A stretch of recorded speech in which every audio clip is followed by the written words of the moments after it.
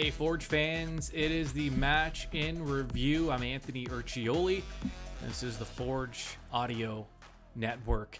Forge FC coming off a 1-1 tie at Tim Hortons Field in Hamilton against Atletico Ottawa. The effort was absolutely there. In fact, you'd be hard-pressed to find a better effort. The finish, however, was not. Forge had plenty of chances. In fact, let me just run down the stat line for you. 16 shot attempts for Forge. 16. Only 3 hit the target, and that's not including just some of the opportunities inside those high danger areas that Forge had and just could not even get a shot off. It was just that kind of day. It was unlucky. On the flip side of that, Atletico Ottawa, 7 shot attempts, 2 of them hit the goal. Just more efficient with their opportunities. Possession, 67% in favor of Forge FC. And again, dropped points for Forge. Still sitting on 1 win this season. And that's through 5 matches. If you're looking for some silver lining in all of this, if you're saying, Forge's start hasn't been great, at least wins-wise, they're sitting on 5 points at the conclusion of their match against Atletico. They're 3 points out of second place. So there's obviously a lot of time for Forge to make up some of those points. It just it's unfortunate to be dropping them after putting together really strong efforts. Now, finishing was key number 1 before the game. If you listened or viewed my 3 keys to the match, finish, it was number 1, the number 1 key. And it unfortunately was the reason that Forge did not secure all 3 points here, is a lack of finishing. We are joined by our CPL analyst, Jess Lisi, former youth national team player, also plays League One. Jess, welcome. Thank you. Thanks for having me. Yeah, one of the first key to the match for Forge was finish. Just right to the point. That was an issue against Atletico Ottawa. Plenty of opportunities, but for whatever reason, that final touch just was lacking from Forge. Yeah, no, I totally agree. It definitely was lacking in the final third. They created a lot of chances. There was a lot of great chances. It was just that final finish. Um, the good thing was that they kept at it the entire game. Finally got one, but definitely could have had a lot more chances. I don't think the result really showed what the game was all about. Forge definitely had a lot more chances than Ottawa, and a lot of great chances at that. So it's unfortunate they couldn't just finish the ball when they had those opportunities. Yeah, take us into the mind of an attacker. It's a role you've spent your career in. What is it? Is it just is it a mental thing? Just for whatever reason, there's like an extra hesitation. It looks more mental than it is just a talent issue for Forge right now. Yeah, no, a lot of the times it's you get in your own head and it's just as simple. It causes you to make an error. You feel like you don't have enough time, so you rush your attempt at finishing. Or a lot of the times I saw a few times in the game today, they had a lot more time than they thought they did. They tried to force the shot off. If they took that extra touch, they could have. Or sometimes you think you have way more time than you actually do, and you take that extra touch, and the defender catches up to you.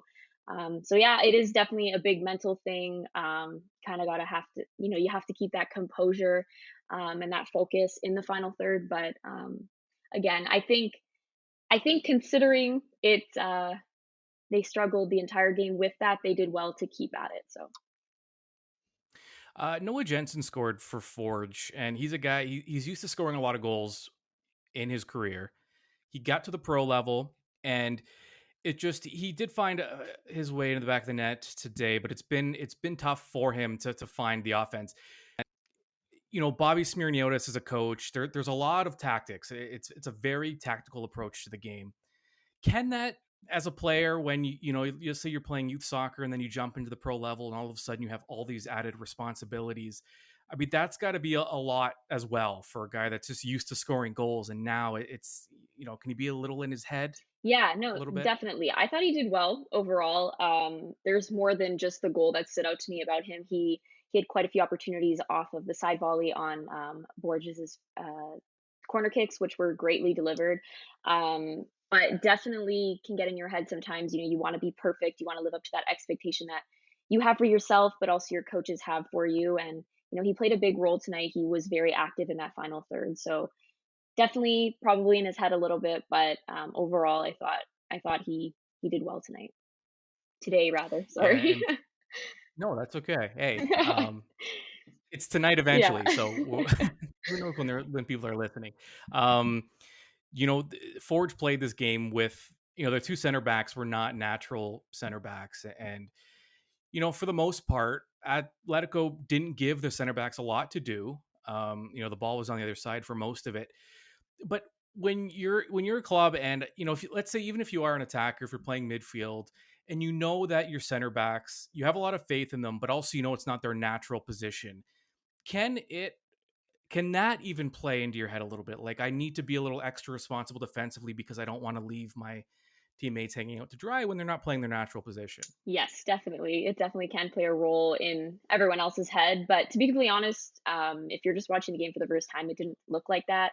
They looked very comfortable. Forge really looked composed on the ball. They had a lot of patience playing around the back to break down Ottawa's really compact defense. So you would never know that they weren't in their natural position. Overall, they did well. It was just the fatigue at the end that you started to see amongst that back four as Ottawa started to make those fresh subs up front. But overall, it looked like they had the most confidence in their center backs tonight. They definitely, I said it again today, um, they had a lot of confidence in them. Oh, They were good. just playing it around the back and, taking their chances to go forward, but patiently. So, yeah.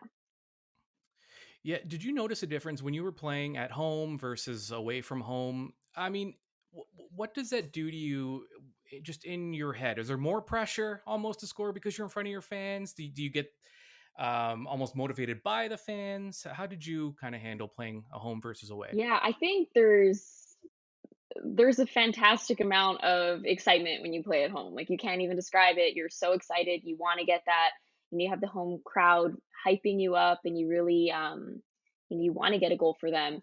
At times, yeah, it can feel like a lot of pressure when you're away. You kind of go in as not necessarily the underdog at times, but you don't have that hype behind you. So sometimes that gets into your head, but you also have that added motivation to be better and to kind of shut down the team in their home field. So definitely a bit of added pressure when you're at home, but there's also that extra motivation. So I don't think there's ever really a lack of advantage when you're playing at home. So Yeah.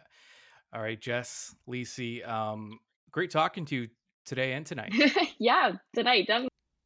Yeah, the first goal went a long way for Atletico in just playing in a game they're more comfortable playing in, and that's playing with a lead, so they can focus more on their shape and on their defensive play. Um, that goal came in the 16th minute. Oliver Jacob Bissett scoring for Atletico, and that put Atletico on the front foot. Noah Jensen, though, in the second half, 46th minute, Noah Jensen scoring his first ever goal for Forge, the first of his pro career, and it was a beautiful strike from Noah Jensen. And post-match, I asked him how it felt to get on the score sheet. Yeah, I mean, it was a great feeling to score my first professional goal. It was definitely an unfortunate result in the game. It would have felt a lot better if we would have taken 3 points today, but it's a good feeling, and there's still a lot to look forward for us going forward. I think we showed today just what we're capable of as a team, and when we put the ball in the back of the net more, the results are going to come. Do you feel like that part of your game is still kind of evolving at the pro level, being a goal scorer? Yeah, I mean, I think definitely that's one of the things I've tried to transfer over to the professional level is my production, because it's definitely something that we need as a team is to produce those goals and assists from our attacking players. And it's something I've done in the past and hope to continue to do at Forge for sure. When a ball falls for you at the top of the box like that, is it your instinct to just have a go at it, or did you look for a pass? I mean, when Borges laid it off to me, there was a lot of space in front of me, so I knew I was going to have a fairly open shot. And in the first half, I had struck some pretty good, so I was feeling confident enough to have a go, and it went in the back of the net, so job done. And then just, this team hasn't played a lot of games without Kyle Becker in a starting lineup, and they definitely have played a lot of games without any natural center backs in the lineup. Just can you speak a bit about the adaptability of this team, the flexibility that you guys have? Yeah, I mean, the performance we put out today was gutsy considering the players we had in the lineup and the changes we had to make last minute. And I think it just shows the kind of team we are. I mean, we have guys that are willing to step up whenever they need to, and they're willing to do their jobs and perform the roles at the same level. And I think that's something that's going to bode well for us over the course of the season. Yeah, that was gonna be my next point, just how like having to, the versatility, the adaptability, the results might not be there now, but so is this something that could serve the team and down the line? Yeah, especially this week with the games coming pretty quick at us. I think it was good today that we had some rotation in the team, and a lot of guys showed that we're capable of playing in the team. And hopefully going forward, like we can keep picking up results and just continue to move on as a team. Just one more from me, Noah, is more of a big picture. What's it like every day working under Bobby? Obviously, it's pretty new. You're used to it before, but you're new here at Forge. There's almost like a new feeling of quite a lot of new players coming in, getting used to this. But there's a lot of tactical demands on you guys. It's like going to soccer school kind of thing. Yeah, I will say the tactical demand is there and the physical demand is there as well. But I think it's one of those things that makes us better as a team. It's that every single day we have a question that is asked to us and a job that is demanded for us, and we come in every day and we perform. And I think that's one of the things that makes Forge a special club to be a part of, because every day you're pushing yourself to the limit, whether it's training, games, whatever. We'll now move over to the Zoom portion. And we'll start off with Brandon Q. Go ahead, Brandon. Thanks, Brandon. Hey, Noah, congratulations on the goal today. Just going back to that last question a little bit, I was wondering if you could just maybe walk us through what it's been like going from Oakland to playing at Forge. I know, obviously, being from Hamilton, you obviously had some time at Sigma and all that, but just wondering what that sort of development pathway has been like for you to go from playing, under the coach at Oakland to playing under Bobby. Yeah, I mean, it's definitely been a big transition for sure. Like, as I said before, there's a lot of demands here at the club, and there's a demand for us to be successful and to perform. For me, the transition was made a little bit easier because, I know the coaches, I know a lot of guys in the locker room, and I know what's going to be asked of us as players. So I think for me personally, I was able to just come in and show what I can do essentially. And the other stuff was taken out of the picture, and I'm very glad for that. And yeah, hopefully going forward, I can just continue to improve on that and show what I'm capable of. And now here is head coach and technical director of Forge FC, Bobby Smirniotis, and how he felt seeing Noah Jensen find the score sheet.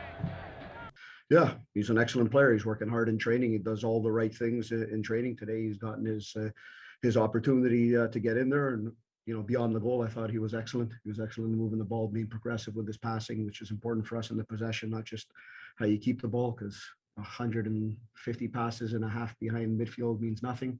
It's about how we progress the ball through different lines, and I thought he was helping us do that. Great goal that he's got, and he's got to just keep his head down and keep on working.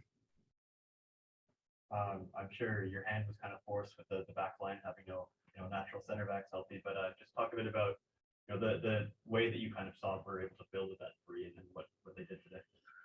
Yeah, you ever seen a team play with no center backs? We've done it today, and we've done a pretty good job with it. We have guys that are versatile. It makes your head spin a little bit as a coach, but there's always a solution in how you're going to do it and how you're going to get the best out of different players. Today it was Janssen, who's been excellent playing there as kind of that pivot there, and Ashton and Abu. And I thought they were excellent. They're excellent in allowing us to progress the ball a little bit quicker off the field and playing against a low block. Something that now we've done the last couple of games going back to Wednesday.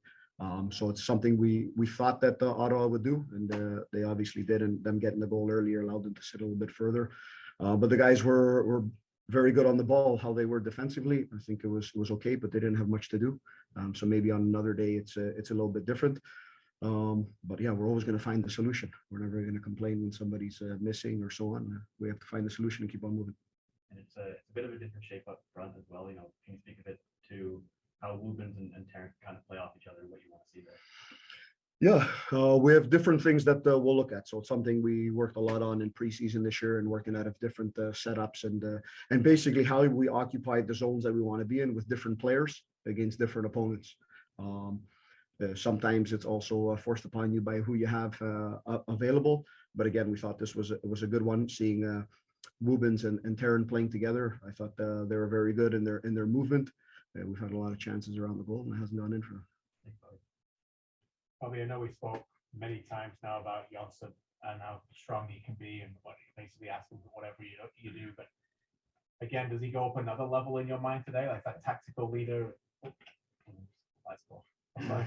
Does Janssen go up again in your mind again? Is it something that you just ask him as being that tactical leader on the pitch? He just does everything. Yeah, 100%. You know, first and foremost, you know, we're lucky to have a player like Janssen playing in this league. This guy can be playing at a higher level. He just reads the game. He reads the game in all ways, whether he's playing in the midfield in an advanced role, in a pivot role in the six, and when he's dropping back to start every attack from back there. So it's great to have a player like that. It makes not having center backs in your lineup easy, because, you know, you can put somebody back in there and he understands things tactically on all parts of the pitch. And that's the great thing about him. He loves to understand what we're doing and why we're doing it. And that shows again in a game like today. Just to follow up on Kyle, you just talk us through what the process was this week. I understand he was sick, but he's just been sprinting like crazy. He's often does after the game there, so everything looks okay now. Yeah, he's had a bit of a bug. It was out of it, and as he told me a couple of days ago, he's like, "Coach, I did 14K on the bike. I'm good to go." I don't know what it is with this guy, but he's got that special ability in with him. You know, he's a player that obviously wasn't in the lineup today, but I thought we did well without him. But we also do very well when he's in the lineup. All right, so your final again from Tim Hortons Field in Hamilton, 1-1, Forge FC Atletico playing to a draw. The road ahead for Forge is an interesting one. Their next match is Friday, 6 p.m. Eastern. They are in Halifax to take on the Wanderers. Then they will stay on the road and head to Montreal, where they will play CF Montreal for Major League Soccer in the quarterfinal of the Canadian Championship. That's a 7 o'clock match on Wednesday, May 25th. Then Forge travels to Edmonton on the 31st. So there are going to be 3 matches in a span of 11 days for Forge, all on the road. It'll be a busy one. Then the match after that will be at home. This is the next time Forge plays at home. In the next few weeks, it'll be on June 4th, and it'll be against Toronto FC in the 2020 Canadian Championship match that was postponed. So that's the next time Forge is at home. Next time Forge is in action is Friday at 6 o'clock against Halifax. That's your match in review. Keep it locked onto the Forge Audio Network. Plenty coming up. We'll talk to you soon.